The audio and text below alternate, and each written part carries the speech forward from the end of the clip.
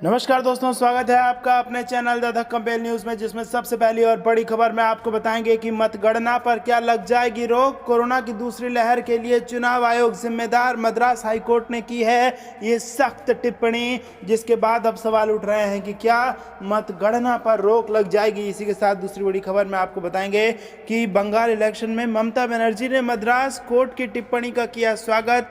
कहा कोरोना की दूसरी लहर के लिए नरेंद्र मोदी और चुनाव आयोग जिम्मेदार। और तीसरी बड़ी खबर में आपको बताएंगे कि नीति आयोग ने किया आगाह, उत्तर प्रदेश बन जाएगा कोरोना का अगला हॉटस्पॉट। रोजाना 1 लाख अधिक दर्ज किए जा सकते हैं नए मामले। दोस्तों, हर एक खबर की गहराई में आपको ले जाएंगे, लेकिन उससे पहले अगर आपको भी ऐसा लगता है कि बंगाल में जो कोरोना फैला है उसको रोकने के लिए जरूरी कदम जो चुनाव आयोग उठा सकती थी उसे नहीं उठाया गया दोस्तों, तो आप अभी इस वीडियो को लाइक कीजिए और इस लाल बटन को दबा के इस चैनल को फ्री में सब्सक्राइब करके घंटी बजाकर कमेंट में लिखिए जय हिंद। दोस्तों, रुक करते हैं तमाम बड़ी खबरों की तरफ। मतगणना पर लगेगी रोक, कोरोना की दूसरी लहर के लिए चुनाव आयोग जिम्मेदार। मद्रास हाईकोर्ट ने की ये सख्त टिप्पणी। जी हां दोस्तों, देश में लगातार कोरोना संक्रमण का प्रसार जारी है। पिछले 24 घंटे में संक्रमण के 3,52,991 नए मामले सामने आने के बाद संक्रमितों की कुल संख्या बढ़कर 1,73,13,163 हो गई। कोरोना के बढ़ते मामलों के बीच सोमवार को इस मसले पर मद्रास हाईकोर्ट में सुनवाई हुई। हाईकोर्ट ने कोरोना की दूसरी लहर के लिए चुनाव आयोग को जिम्मेदार ठहराया है। ऐसा इसलिए क्योंकि चुनाव आयोग ने कोरोना संकट के बाद भी चुनावी रैलियों को नहीं रोकने का काम किया था। मद्रास हाईकोर्ट के चीफ जस्टिस एस बनर्जी ने सुनवाई के दौरान सख्त टिप्पणी की और कहा कि चुनाव आयोग ही कोरोना की दूसरी वेव का जिम्मेदार है। चुनाव आयोग के अधिकारियों पर यदि मर्डर चार्ज लगा दिया जाए तो कहीं से भी गलत नहीं होगा। सख्त टिप्पणी कोर्ट में चुनाव आयोग ने जवाब दिया कि उनकी ओर से कोरोना गाइडलाइंस का पालन किया गया, मतदान के दिन नियमों का पालन किया गया था। चुनाव आयोग के जवाब से कोर्ट और नाराज हो गया। उसने पूछा कि जब प्रचार हो रहा था तब क्या चुनाव आयोग दूसरे ग्रह का चक्कर काट रही थी। कोर्ट ने इसी के साथ आयोग को चेतावनी दी है कि यदि 2 मई को कोरोना संक्रमण से जुड़ी गाइडलाइंस का पालन नहीं हुआ, उसका ब्लूप्रिंट नहीं तैयार किया गया तो मतगणना पर प्रभाव पड़ेगा, मतगणना पर रोक लगाने का काम किया जाएगा। कोर्ट ने सुनवाई के दौरान कहा कि स्वास्थ्य का मसला बहुत अहम है, लेकिन चिंता की बात यह है कि कोर्ट को ये याद दिलाने की जरूरत पड़ रही है। आगे हाईकोर्ट ने अब चुनाव आयोग को निर्देश दिया है कि वह हेल्थ सेक्रेटरी के साथ मिलकर प्लान तैयार करे, चाहे मतगणना के दिन की तैयारी करे। हाईकोर्ट ने 30 अप्रैल तक प्लान बनाकर चुनाव आयोग को लाने को कहा है। यहां चर्चा कर दे कि देश में कोरोना का संक्रमण बहुत तेजी से प्रसार कर रहा है। पिछले कुछ दिनों से 3 लाख से ज्यादा संक्रमित रोज सामने आ रहे हैं। इस वक्त देश में मरीजों की संख्या 28 लाख को पार कर गई है। केंद्रीय स्वास्थ्य मंत्रालय के अनुसार संक्रमण से पिछले 24 घंटे में 2,812 लोगों की मौत के बाद मृतकों की संख्या बढ़कर 1,95,123 हो गई। रुख करते हैं अगली खबर की तरफ। बंगाल इलेक्शन, ममता ने मद्रास कोर्ट की टिप्पणी का किया स्वागत। कहा कोरोना की दूसरी लहर के लिए नरेंद्र मोदी और इलेक्शन कमीशन जिम्मेदार। जी हां दोस्तों, पश्चिम बंगाल की सीएम और टीएमसी सुप्रीमो ममता बनर्जी ने मद्रास हाईकोर्ट की टिप्पणी का स्वागत करते हुए कहा कि कोरोना की दूसरी लहर के लिए पूरी तरह से नरेंद्र मोदी और चुनाव आयोग जिम्मेदार है। उन्होंने चुनाव आयोग पर लक्ष्मण रेखा लांघने का आरोप लगाते हुए कहा कि वह चुनाव आयोग के फैसले के खिलाफ चुनाव के बाद सर्वोच्च न्यायालय की संविधान पीठ में आवेदन करेगी। उन्होंने दावा किया कि चुनाव आयोग और बीजेपी के पक्षपात रवैये बावजूद टीएमसी 200 से ज्यादा सीटों पर जीत हासिल करेगी। ममता बनर्जी ने सोमवार को वर्चुअल संवाददाता सम्मेलन को संबोधित करते हुए ये बातें कही। ममता बनर्जी ने कहा कि चुनाव आयोग पर सवाल नहीं उठाना चाहती है। कोरोना बढ़ाने के लिए नरेंद्र मोदी और चुनाव आयोग दोनों ही जिम्मेदार हैं। क्यों बंगाल में 3 लाख लोगों को रख दिया गया है, बाहर से पुलिस लाया गया है, बंगाल की पुलिस पर विश्वास नहीं है, ये सभी बीजेपी के समर्थक हैं। रिटायर्ड पुलिस अधिकारियों को यहां बैठा दिया गया है। यदि प्रजातंत्र को बचाना है तो इस बारे में सोचना होगा कि क्या 3 रिटायर्ड पुलिस अधिकारी चुनाव आयोग को संचालित कर सकते हैं। चुनाव आयोग पूरी तरह से बीजेपी का प्रवक्ता बन गया है। लक्ष्मण रेखा लांघ रहा है चुनाव आयोग। उन्होंने कहा देश में जनचिता चल रहा है, लेकिन गणतंत्र में न्याय चाहते हैं। ऐसा चुनाव आयोग रहेगा तो भारतवर्ष नहीं रहेगा, वन पार्टी वन रूल रहेगा। सर्वोच्च न्यायालय के संविधान पीठ में जाऊंगी। चुनाव आयोग 3 मनोनीत लोग चला रहे हैं, लक्ष्मण रेखा लांघ रहे हैं। साल 2019 के चुनाव में बहुत संयम किया था, सोचा था कि सुबुद्धि का उदय होगा। टीएमसी के नेताओं को गुंडा बोला जा रहा है। चुनाव आयोग द्वारा लिस्ट किया जा रहा है कि कैसे गिरफ्तार किया जाएगा। कोरोना की दवा 65% बाहर भेज दिया। ममता बनर्जी ने कहा कि 65% दवा बाहर भेज दिया गया है। देश में दवा नहीं है, इंजेक्शन नहीं है। बंगाल में एक और चुनाव आयोग दखल कर रखा है। सेफ हाउस भी नहीं बना पा रहे हैं। एक तरफ कोविड है तो दूसरी ओर चुनाव। उन्होंने कहा कि हमारा ऑक्सीजन ले लिया है, हम ऑक्सीजन कहां से लाएंगे। अभी तक 1 करोड़ वैक्सीन बिना शुल्क दे दिए हैं, बिना पैसा वैक्सीन देंगे। अब जब दिल्ली में जनचिता चल रही है तो इसका जवाब देना होगा। चुनाव आयोग बीजेपी का बन गया है प्रवक्ता। ममता बनर्जी ने कहा कि नरेंद्र मोदी को जवाब देना होगा, चुनाव आयोग का जवाब देना होगा। सेंट्रल फोर्स की क्या जरूरत है? यदि आप टेस्ट करेंगे तो 75 सेंट्रल फोर्स को कोविड संक्रमित पाया जाएगा। चुनाव आयोग ने पूरी तरह से अपनी विश्वसनीयता खो दी है, अब पूरी तरह से बीजेपी का प्रवक्ता हो गया है। किसी ने किसी को बोलना होगा, यदि नोटिस देता है तो नोटिस दे। उन्होंने कहा कि चुनाव आयोग कुछ भी नहीं देख रहा है, पुलिस भी कुछ नहीं देख पा रही है, राजधर्म का पालन कर रही है, लेकिन बाद में कौन देखेगा? कोविड के लिए पैसा नहीं दे रहा है, लेकिन चुनाव के लिए करोड़ों रुपए खर्च। रुख करते हैं अगली खबर की तरफ। नीति आयोग ने किया आगाह, उत्तर प्रदेश बन जाएगा कोरोना का अगला हॉटस्पॉट। रोजाना 1 लाख अधिक दर्ज किए जा सकते हैं नए मामले। जी हां दोस्तों, सरकार के थिंक टैंक माने जाने वाले नीति आयोग ने भविष्यवाणी की है कि महाराष्ट्र, गुजरात और दिल्ली प्रदेश देश में कोरोना का अगला हॉटस्पॉट बन जाएगा। इंडिया टुडे की खबर के अनुसार नीति आयोग ने अपनी भविष्यवाणी में आगाह करते हुए कहा है कि मुख्यमंत्री योगी आदित्यनाथ के राज्य में रोजाना 1.9 लाख से अधिक कोरोना के नए मामले रोजाना दर्ज किए जा सकते हैं। नीति आयोग ने कहा कि आगामी 30 अप्रैल तक उत्तर प्रदेश में कोरोना वायरस से संक्रमित मरीजों की संख्या 1,19,604 तक पहुंच सकती है। वहीं महाराष्ट्र में 99,665 और दिल्ली में 67,134 मामले दर्ज किए जाएंगे। बता दें कि देश में महामारी की दूसरी लहर के दौरान कोरोना मामलों में संख्या में रोजाना तेजी से उछाल दर्ज किया जा रहा है और मई के मध्य तक इसे अपने चरम पर जाने की संभावना जाहिर की जा रही है। देश के विशेषज्ञों द्वारा की जा रही भविष्यवाणियों के अनुसार मई के मध्य तक कोरोना का संक्रमण अपने चरम पर चला जाएगा, जिसमें रोजाना दर्ज होने वाली संक्रमितों की संख्या 5 लाख तक पहुंच सकती है। इस तरह इस संक्रमण का तेजी से प्रसार जून जुलाई तक चलता रहेगा। नीति आयोग के सदस्य वी.के. पॉल ने अभी हाल ही में प्रधानमंत्री नरेंद्र मोदी की अध्यक्षता में राज्यों के साथ हुई बैठक में इस आशंका को जाहिर किया था। उन्होंने अपनी प्रस्तुति के दौरान इस बात को पुरजोर तरीके से उठाया था कि ज्यादा आबादी वाले राज्यों में जोखिम ज्यादा है और इन राज्यों में इससे निपटने के लिए स्वास्थ्य के क्षेत्र में बुनियादी सुविधाएं पर्याप्त नहीं है। उन्होंने बताया कि देश के ज्यादातर घनी आबादी वाले राज्यों की तरह उत्तर प्रदेश को भी ऑक्सीजन की कमी के संकट का सामना करना पड़ सकता है। नीति आयोग ने किया आगाह, उत्तर प्रदेश देश में कोरोना का अगला हॉटस्पॉट बन सकता है। रुख करते हैं अगली खबर की तरफ। राहुल गांधी का तंज, आंकड़े छिपाकर कोरोना महामारी के सच को भी मोदी सरकार ने नियंत्रित कर ही लिया। जी हां दोस्तों, देश में कोरोना के मामले लगातार बढ़ते जा रहे हैं। लोग संक्रमण के चलते बेहाल और लाचार नजर आ रहे हैं। संकट की इस घड़ी में जहां एक तरफ बेड्स और ऑक्सीजन की किल्लत है,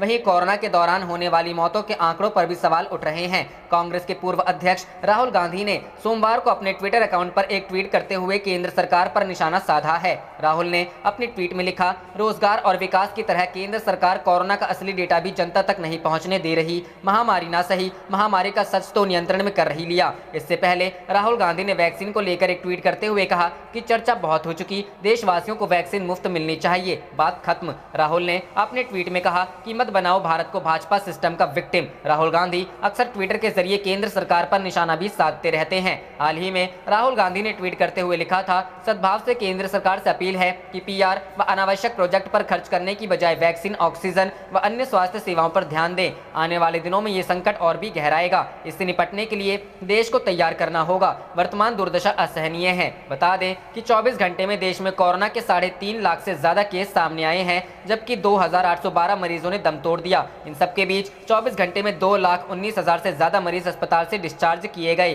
देश में फिलहाल 28,13,000 से ज्यादा एक्टिव केस हैं। उधर हालात पर काबू करने के लिए टीकाकरण अभियान जोरों पर है। अब तक 14 करोड़ 19 लाख से ज्यादा लोग टीका लगा चुके हैं। इन सब के बीच हालात सुधरने का नाम नहीं ले रहे। बीते रोज महाराष्ट्र में 24 घंटे में 66,000 से ज्यादा नए केस सामने आए थे, जबकि एक दिन में 832 लोगों की जान चली। रुख करते हैं अगली खबर की तरफ। दिल्ली हाईकोर्ट का आदेश, कोरोना के गंभीर लक्षण वाले मरीजों को भर्ती के लिए RT-PCR रिपोर्ट जरूरी नहीं। जी हां दोस्तों, राजधानी में कोरोना संक्रमित मरीजों की बढ़ती संख्या के मद्देनजर दिल्ली हाईकोर्ट ने आज बड़ा आदेश दिया है। कोर्ट ने दिल्ली सरकार को कहा है कि अब बिना RT-PCR पॉजिटिव रिपोर्ट के ही कोरोना के गंभीर मरीजों को अस्पताल में भर्ती किया जाए। इसके अलावा अदालत ने दिल्ली में ऑक्सीजन संकट और कालाबाजारी की खबरों पर नाराजगी जताई है। कोर्ट ने दिल्ली के ऑक्सीजन सप्लायरों को तलब किया है, केंद्र सरकार के जरिए ही होगी ऑक्सीजन सप्लाई। कोर्ट ने दिल्ली सरकार को सज्जन जिंदल जैसे उद्योगपतियों से बात कर ऑक्सीजन ट्रांसपोर्ट के लिए केवल टैंकर की व्यवस्था करने की इजाजत दी। हालांकि कोर्ट ने यह भी कहा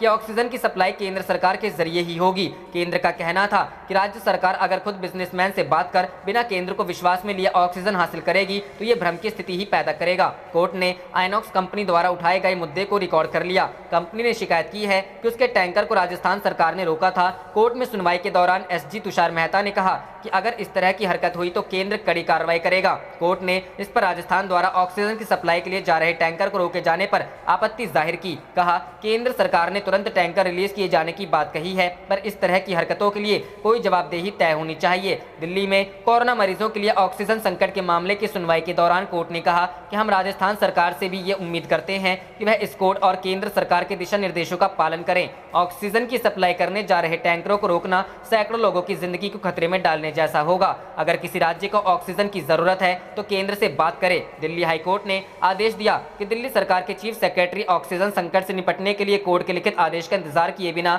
आज शाम स्टेक होल्डर्स के साथ मीटिंग करें। मीटिंग का नतीजा क्या रहा यह कोर्ट के सामने रखें। रुख करते हैं अगली खबर की तरफ। कोरोना काल में रैलियों की इजाजत पर भड़का मद्रास हाईकोर्ट। कहा इलेक्शन कमीशन के अफसरों पर दर्ज होना चाहिए हत्या का मुकदमा। जी हां दोस्तों, मद्रास हाईकोर्ट ने चुनाव आयोग पर कोरोना वायरस संक्रमण की दूसरी लहर उभरने के दौरान राजनीतिक दलों को चुनावी रैलियों की अनुमति देने को लेकर सख्त फटकार लगाई। मुख्य न्यायाधीश संजीव बनर्जी ने एक सुनवाई के दौरान कहा कि चुनाव आयोग के अधिकारियों को खिलाफ हत्या के आरोपों पर मुकदमा दर्ज किया जाना चाहिए। अदालती मामलों की वेबसाइट लाइव लॉ के मुताबिक मुख्य न्यायाधीश संजीव बनर्जी ने भारत के चुनाव आयोग से कहा आपकी संस्था कोरोना की दूसरी लहर के लिए जिम्मेदार है। मद्रास हाईकोर्ट ने चेतावनी दी है कि अगर 2 मई को आयोग ने कोरोना प्रोटोकॉल का पालन सुनिश्चित करने के लिए उचित योजना नहीं बनाई तो मतगणना पर तत्काल प्रभाव से रोक लगा दी जाएगी। हाईकोर्ट ने कहा कोई जिंदा रहेगा तब। हाईकोर्ट के मुख्य न्यायाधीश ने इलेक्शन कमीशन से कहा लोगों का स्वास्थ्य सबसे अहम है और यह चिंताजनक है कि संवैधानिक अधिकारियों को ऐसी बातें याद दिलानी पड़ती है। जब कोई शख्स जीवित रहेगा तभी वह अपने लोकतांत्रिक अधिकारों का लाभ उठा सकेगा। मुख्य न्यायाधीश ने कहा कि स्थिति अब अस्तित्व और सुरक्षा की है, इसके बाद सब कुछ आता है। सुनवाई के दौरान राज्य ने स्वास्थ्य सचिव के परामर्श के बाद हाईकोर्ट ने चुनाव आयोग को निर्देश दिया कि मतगणना के दिन कोविड प्रोटोकॉल का लागू करने की योजना को 30 अप्रैल के दिन अदालत के समक्ष पेश किया जाए। मुख्य न्यायाधीश ने आयोग से पूछा क्या आप किसी अन्य ग्रह पर थे जब चुनावी रैलियां आयोजित की गई थी। रुख करते हैं अगली खबर की तरफ। बंगाल चुनाव 2021 दुर्गापुर पूर्व में ईवीएम खराब होने से वोटरों की लगी लंबी लाइन, लोगों में नाराजगी। जी हां दोस्तों, बंगाल में 7वें चरण की वोटिंग जारी है। एक तरफ वोटर्स में वोटिंग को लेकर उत्साह देखी जा रही है तो वहीं आज फिर ईवीएम मशीन में खराबी के कारण वोटिंग रुक जाने की खबर सामने आ रही है। ईवीएम मशीन की खराबी के कारण गर्मी और धूप में वोटर्स को लंबी कतारों में खड़े रहने के लिए बाध्य होना पड़ रहा है। ईवीएम खराब होने की खबर दुर्गापुर पूर्व विधानसभा सीट पर देखने को मिल रही है। सुबह से ही दुर्गापुर पूर्व विधानसभा सीट की कुछ बूथों पर वोटिंग को लेकर मतदाताओं में उत्साह देखा गया, लेकिन ईवीएम मशीन की खराबी के कारण वोटर्स में नाराजगी देखने को मिली। जानकारी के मुताबिक दुर्गापुर पूर्व विधानसभा सीट की मोचीपाड़ा के 196 नंबर बूथ में ईवीएम मशीन खराब हो गई, जिसके कारण वोटर्स को करीब आधे घंटे से ज्यादा समय तक बूथ के बाहर इंतजार करना पड़ा। एक तरफ गर्मी और दूसरी तरफ ईवीएम मशीन की खराबी ने वोटर्स के उत्साह में पानी फेर दिया। ईवीएम की खराबी को लेकर वोटर्स में नाराजगी भी साफ देखी गई। कई जगहों पर वोटर्स ने नाराजगी जताई। वहीं दूसरी तरफ बूथों में मतदान एजेंटों के लिए बैठने की भी उचित व्यवस्था नहीं की गई। आरोप है कि 276 ऐसी बूथ नंबर 64 से 67 पर बैठने के लिए टेबल और कुर्सी या बेंच भी उपलब्ध नहीं कराई गई थी। वहीं दुर्गापुर पूर्व की 108 विद्यापति बूथ पर ईवीएम मशीन खराब हो गई। दुर्गापुर पूर्व की 84-87 बूथ पर भी ईवीएम मशीन खराब होने की सूचना मिली है। 109, 119, 120 बूथ में भी ईवीएम मशीन खराब होने के बाद उन्हें बदला गया। इसके कारण वोटर्स को वोट डालने के लिए इंतजार करना पड़ा। काफी देर तक इंतजार के बाद वोट डाले गए। रुख करते हैं अगली खबर की तरफ। किसान आंदोलन जारी रहेगा, यहाँ से एक भी किसान वापस नहीं जाएगा। राकेश टिकैत। जी हाँ दोस्तों, केंद्र सरकार द्वारा बनाए गए 3 नए कृषि कानूनों के विरोध में कई महीनों से गाजीपुर बॉर्डर पर चल रहे किसान आंदोलन की अगुवाई कर रहे भारतीय किसान यूनियन राष्ट्रीय प्रवक्ता राकेश टिकैत ने कहा है कि आंदोलन अभी तब तक जारी रहेगा जब तक भारत सरकार बात नहीं कर लेगी। टिकैत ने कहा आगे भी हमारा आंदोलन जारी रहेगा। जब तक भारत सरकार हमारे मुद्दों पर बातचीत नहीं करेगी तब तक आंदोलन खत्म नहीं होगा। किसान यहां से वापस नहीं जाएगा। हिसार में पत्रकारों से बातचीत करते हुए राकेश टिकैत ने शुक्रवार को कहा था कि आंदोलन को नियमित जीवन का हिस्सा बना ले। यह किसान आंदोलन अगले 5 सालों तक भी जारी रह सकता है। टिकैत ने कहा यह एक बड़ा आंदोलन है, पिछले 5 महीनों से जारी है। अगर वे सरकार को 5 साल तक चला सकते हैं तो 5 साल तक आंदोलन क्यों नहीं जारी रखा जा सकता है। आंदोलन 5 साल तक जारी रहेगा। टिकैत ने कहा, यह आंदोलन पूरे देश में मजबूती से जारी रहेगा। किसानों को अपने कृषि क्षेत्रों के साथ साथ आंदोलन पर ध्यान देना चाहिए। उन्हें आंदोलन में शामिल होना चाहिए जैसे वे अपने कृषि क्षेत्र में जाते हैं। राकेश टिकैत ने कहा, आंदोलन को अपनी दिनचर्या का हिस्सा बनाने की जरूरत है। जैसे हम अपने घरों और कृषि क्षेत्रों में काम करते हैं, उसी तरह आंदोलन के लिए भी समय निकालें। रुख करते हैं अगली खबर की तरफ। कोरोना के आगे दम तोड़ती शिवराज सरकार की व्यवस्थाएं। बीजेपी नेता ने कहा, सांसों की कालाबाजारी बंद करो। जी हां दोस्तों, प्रदेश में कोरोना संकट के बीच रेमडेसिविर इंजेक्शन, ऑक्सीजन और अस्पतालों में बेड की कमी ने शिवराज सरकार को कटघरे में खड़े कर दिया है। कोरोना वायरस के तेजी से फैल रहे संक्रमण के आगे शिवराज सरकार की व्यवस्थाएं फेल होती नजर आ रही हैं। ऐसे में विपक्ष के साथ साथ बीजेपी के नेता ही शिवराज सरकार के खिलाफ हो गए हैं। ऐसे में एक तरफ ग्वालियर में अटल बिहारी वाजपेयी के भतीजे अनूप मिश्रा ने शिवराज सरकार पर कालाबाजारी का आरोप लगाया है, तो वहीं दूसरी तरफ बीजेपी के पूर्व शहर जिला अध्यक्ष देवेश शर्मा ने कोविड प्रभारी मंत्री प्रद्युम्न सिंह तोमर के बंगले के बाहर धरना प्रदर्शन शुरू किया है। अटल बिहारी वाजपेयी के भतीजे और बीजेपी के नेता अनूप मिश्रा ने ट्वीट में लिखा कि सांसों का संघर्ष अति दुखदायी स्थिति में पहुंच गया है। रेमडेसिविर इंजेक्शन और ऑक्सीजन की कालाबाजारी ने व्यवस्था पर प्रश्न चिन्ह लगा दिया है। यह चीजें आम आदमी की पहुंच से दूर हैं, लेकिन दलालों और कुछ नेताओं के पास उपलब्ध हैं। उन्होंने सीएम के जनता के नाम संदेश को रिट्वीट करते हुए लिखा, यह समय प्रयास करने और माफी मांगने का नहीं, बल्कि जमीनी स्तर पर लोगों को समय पर बेहतर इलाज मिले, इसे सुनिश्चित करने का है। वहीं शहर में रेमडेसिविर इंजेक्शन और ऑक्सीजन की कालाबाजारी को लेकर बीजेपी के पूर्व शहर जिला अध्यक्ष देवेश शर्मा ने धरना प्रदर्शन शुरू किया है। उन्होंने कोविड प्रभारी मंत्री प्रद्युम्न सिंह तोमर के बंगले के बाहर बिस्तर बिछाकर धरना दिया। उनका कहना है कि उन्होंने मंत्री प्रद्युम्न सिंह तोमर से 5 लोगों को इंजेक्शन और ऑक्सीजन उपलब्ध कराने के लिए मैसेज किया था, लेकिन कोई जवाब नहीं आया, इसलिए उन्होंने धरना प्रदर्शन का रास्ता अपनाया। इस बीच जब मंत्री तोमर पूर्व जिला अध्यक्ष को समझाइश देने गए तो बीजेपी नेता ने उन्हें खूब खरी खोटी सुनाई। मिश्रा ने मंत्री जी को नौटंकी न करने की सलाह दी। रुख करते हैं अगली खबर की तरफ। कोविड-19 जांच के लिए और केंद्र स्थापित करे दिल्ली सरकार। उच्च न्यायालय। जी हां दोस्तों, उच्च न्यायालय ने आम आदमी पार्टी सरकार से राष्ट्रीय राजधानी में कोविड-19 मामलों में वृद्धि के मद्देनजर और जांच केंद्र स्थापित करने का सोमवार को अनुरोध किया। दिल्ली में बीते कुछ दिन से एक दिन में संक्रमण के 24,000 से अधिक मामले सामने आए हैं। मुख्य न्यायाधीश DN पटेल तथा न्यायमूर्ति जसमीत सिंह ने दिल्ली सरकार को नमूने एकत्रित करने की प्रक्रिया को सुव्यवस्थित बनाने के लिए आवश्यक प्रबंध करने का भी निर्देश दिया। कई वकीलों ने पीठ को बताया कि उन्हें जांच कराने में परेशानियों का सामना करना पड़ रहा है, क्योंकि प्रयोगशालाओं का कहना है कि वे 2-3 दिन बाद नमूने एकत्रित करेंगे। इस पर अदालत ने यह आदेश दिया है। वकीलों ने दावा किया कि पहले एक दिन में 1 लाख से अधिक जांच की जा रही थी, जो अब घटकर 60,000 प्रतिदिन रह गई है। दिल्ली में रविवार को कोरोना वायरस संक्रमण के 22,933 मामले सामने और 350 रोगियों की मौत हो गई। राजधानी में संक्रमण दर 30.21% दर्ज की गई है। रुख करते हैं अगली खबर की तरफ। मोदी सरकार पर प्रशांत किशोर का हमला। बोले, पहले लॉकडाउन नहीं संभाल पाए और अब ऑक्सीजन बेड नहीं संभाल पा रहे। जी हां दोस्तों, देश के जाने माने चुनावी रणनीतिकार प्रशांत किशोर ने कोरोना महामारी को लेकर केंद्र सरकार पर हमला बोला है। उन्होंने ट्वीट कर कहा है कि सरकार कोरोना से निपटने में पूरी तरह से फेल साबित हुई है। पीके ने कहा कि पहले लॉकडाउन नहीं संभाल पाए और अब ऑक्सीजन बेड नहीं संभाल पा रहे। पश्चिम बंगाल में टीएमसी के लिए काम कर रहे प्रशांत किशोर ने कहा कि केंद्र के अदूरदर्शिता कुप्रबंधन की वजह से ही आज देश में ये हालात पैदा हुए हैं। इंसान सड़कों पर मरने के लिए मजबूर हो रहे हैं। उन्होंने अपने ट्वीट में लिखा कि पहली लहर में सनक और बिना तैयारी के किए गए लॉकडाउन के कारण लोगों को परेशानी का सामना करना पड़ा। वहीं दूसरी लहर में ऑक्सीजन, दवाओं और अस्पताल के बेड की कमी के कारण लोगों की मौत हो रही है। दोनों में ही सरकार की अदूरदर्शिता और कुप्रबंधन कॉमन है। बताते चले कि हाल ही के दिनों में प्रशांत किशोर लगातार भारतीय जनता पार्टी और केंद्र सरकार पर हमला करते रहे हैं।